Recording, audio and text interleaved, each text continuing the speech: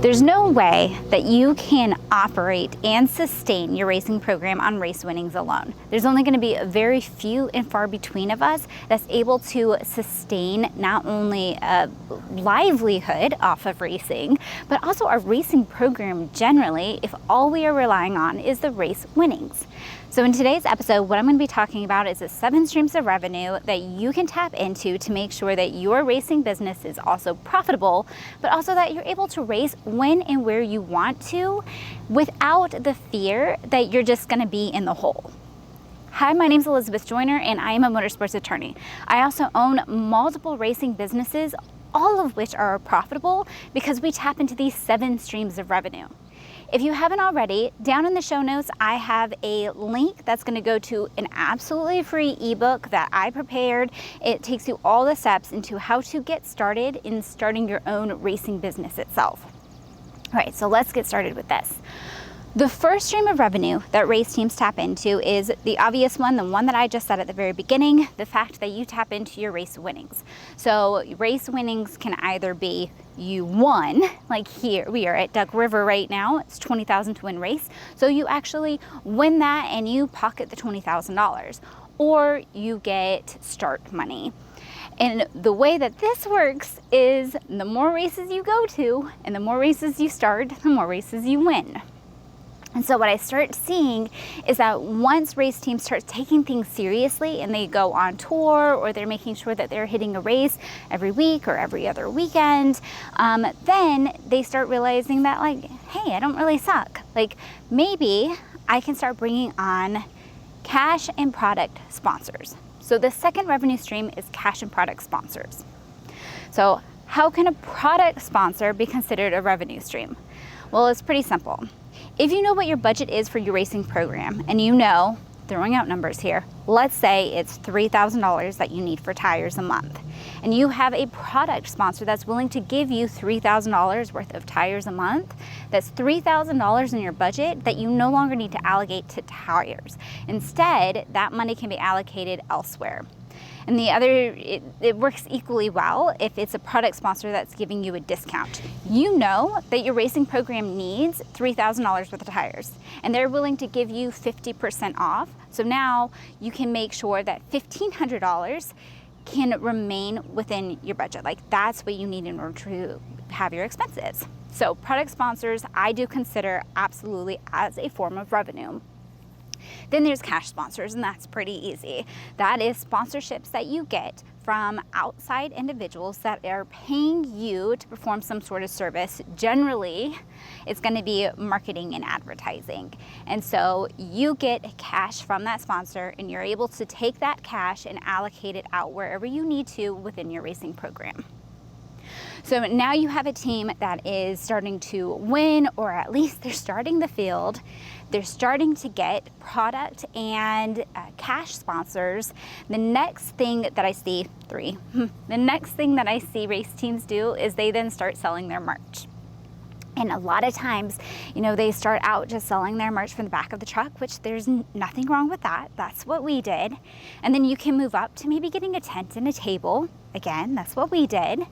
To then moving into the vendor area of the track. And so now you have the people in the grandstands here that are going to be going past your merch and can purchase the merch from you. And you can do that even without a merch trailer. So don't think you have to have a merch trailer to be in the vendor area. We did it for a long, long time with just a table and a tent. So what really took us to the next level is not only selling the merch at our pits and then selling at the track in the vendor area, but when we started selling online. And so you can actually start selling online with Shopify. I do have a link in the show notes below for Shopify, in which I believe it's like a couple free months, or it's for $1. It's really inexpensive. It's a really good deal, but I'll have more details in the show notes for you in case you want to start that process. That is normally where race teams end. And so what I'm asking you to do is think outside the box, because there's so many other revenue streams. So after race winnings, after sponsorships, and after you start selling your own merch, whether you are just doing it at the track or you are also doing it online, the next thing is going to be social media. And how does social media play into this? Well, there's a couple ways that social media can be a revenue stream. The first is you can get paid by social media itself. So Meta will actually pay you for reels. They pay you for comments, they pay you for likes, they pay you for posting stuff on there. So having some sort of business account or business page with them, you can start getting paid through both Meta is going to be Facebook and Instagram. You can also make a YouTube channel just like this. Now on this YouTube channel, for every 1,000 views that we have, YouTube actually shares with us a bit of its ad revenue. It's completely free content for you, free educational content, free entertaining content, and you as the creator, so you as the race team, it's completely free for you as well in order to make this content and post it. And then YouTube pays you for that content. As you continue to grow your social media presence, whether you're doing through on Meta, on TikTok, on Snapchat, on YouTube, that's also going to increase the eyeballs of people that are watching what you're saying and the influence that you have, which is going to increase your sponsorship revenue. So social media kind of does twofold. It pays you directly, but also pays you indirectly in the fact that you are now more appealing to sponsors. So after social media, the fifth type of revenue stream is going to be fan clubs. Fan clubs are nothing new. I remember when I was young, there was this Christian band that I absolutely loved, so I joined her fan club, and I got like a newsletter in the mail, and I also got like a signed CD from her, and so it was just fun. It was something extra for someone that I really enjoyed watching and I wanted to support. And you as a race team can do the exact same thing.